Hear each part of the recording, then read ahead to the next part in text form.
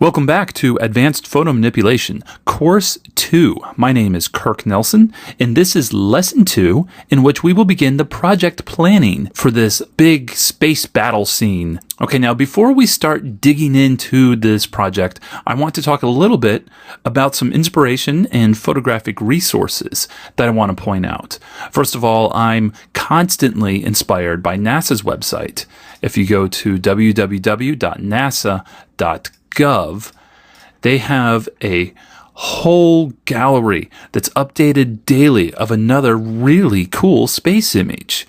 Now, these are real images captured and not edited, other than maybe resized, or maybe the contrast is tweaked a little bit, but they are not manipulated or created in any way.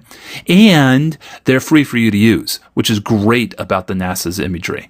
You go to Multimedia, Images, and that's what takes you to the main image side of their site. Now, the Image of the Day gallery has a lot of stuff in there you can sift through, and some of it are, people, but most of it is space-related things. And they're just beautiful. They're wonderful. They're great for inspiration for a project like this. Also, if you go to the image archives, you can search. So you can put in, say, you want a specific planet or pictures of the sun or something like that. You can do a search on their archives and get all their images of that, and that works really well. I also want to point out their 3D resources from the main page here. If you go into 3D resources and you look under images and textures, you can get a lot of really good planet textures that's free for you to use. Now, the way these work, it's easily recognizable if you look at the Earth one, for instance, is you map these to a sphere, and they're seamless. They go completely around, and they line up on the other side, and they work really, really well. Now, we will not be using any of these for this specific course, but I do encourage you to try some of them. Go and download some of these, maybe if it's just even some obscure moon or one of the other planets, and use some of those as texture maps in your work. You'll find that there's really nothing else quite like using an actual photograph of an actual planet to make your stuff look like it's a planet. Okay, next, I am fortunate enough to be able to live nearby the NASA Air and Space Museum. And this museum actually houses one of the shuttles that was just recently decommissioned, and it will be stored here, I guess, forever now. But this thing has actually been in space, and it's cool to go there and actually see things that have been up in space. If you're working on a space type of project, there's no better inspiration. Although, I will say, the equipment that does tend to go to space usually looks rather dull and lackluster, not nearly as vibrant and colorful and interesting as the artwork that we tend to make for sci-fi space scenes. But hey, this stuff actually has been in space. Who am I to argue with how it looks? Anyway, I have supplied a whole handful of images in here for you to use freely. These are for your use. You can pull textures off these. You can pull shapes off these. In fact, we will. Further down in the lesson, we will use several of these for different elements within our space scene. And there's these wonderful cracked marble spheres out front of the Space Museum that work really well as substitutes for our cracked planet. So these are available in the source files. There's a source photos and a JPEG folder.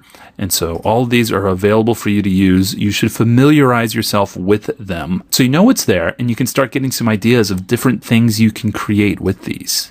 Okay, so I had been perusing NASA's website. I had gone to the Air and Space Museum, and I decided I wanted to do this big climactic space battle piece. So I sat down with Photoshop and developed a quick sketch of it.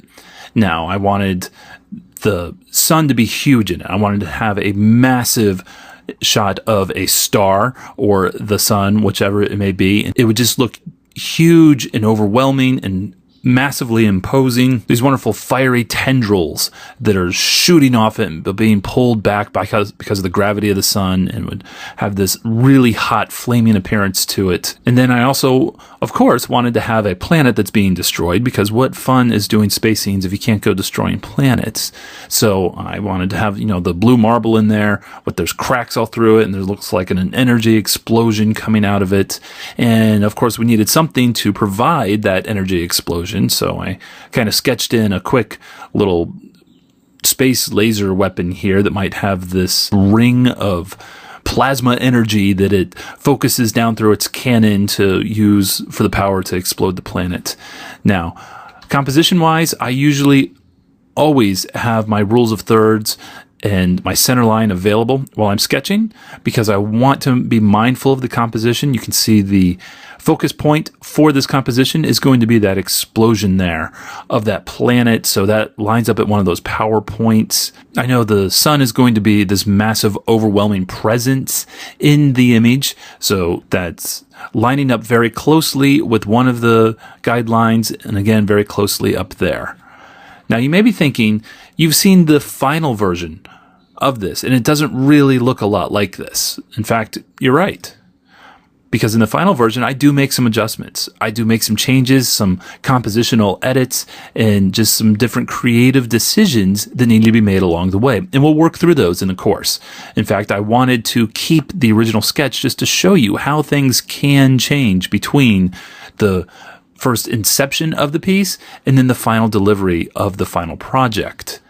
Also, I do like to show you how rough these sketches are. I mean, this is no piece of art. It's almost embarrassing to see it, but I want you guys to know that the sketching process is important, even if you feel like you can't really sketch well. And that's why I do this. This looks like it was done with crayon. I understand. But it still captures the basic elements of the project. I know what elements I want. I know where I want them. And I can start thinking through some of those creative decisions that need to be made. And that's really best done when you have a sketch to start with. It doesn't really matter how good the sketch looks. It just needs to be almost visual notes to yourself for getting this project started. So don't be afraid of sketching simply because you don't feel your sketching skills are very high. They don't need to be. Okay, so that closes out the project planning portion of this lesson. Now, I hope you guys are excited for this project. I really enjoy doing it, and I can't wait to walk you through a lot of these steps. There's some fun stuff in here. There's some really great effects, and there's some good stuff to learn, and I think you're going to come out of this a much better artist than you were going into it. So be sure to tune in for our next lesson, lesson number 3, where we will start with creating the sun texture.